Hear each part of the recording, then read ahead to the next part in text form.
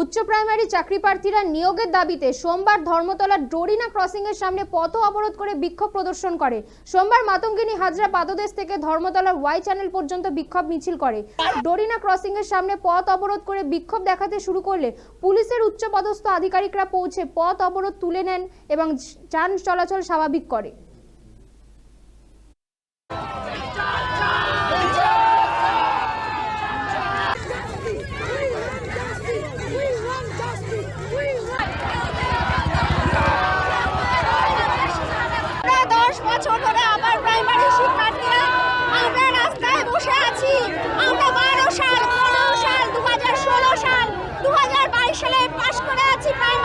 সেখানে আমরা ইন্টারভিউ দিতে পারবো না।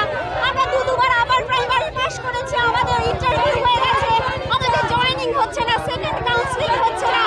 10 বছর ধরে আবার প্রাইভেট চাকরি প্রার্থীরা আমরা 2014 সাল থেকে আমরা রাজপথে বসে আছি, দুবার ইন্টারভিউ দিয়েছি, আমাদের কাউন্সেলিং হয়ে গেছে। তা সত্ত্বেও নির্লজ্জ রাজ্য সরকার আমাদের নিয়োগ করছে না। হাইকোর্টের টাল বাহানা দিয়ে আমাদেরকে নিয়োগকে আটকে রাখা হয়েছে। আমরা নির্লজ্জ রাজ্য সরকারকে ধিক্কার জানাই।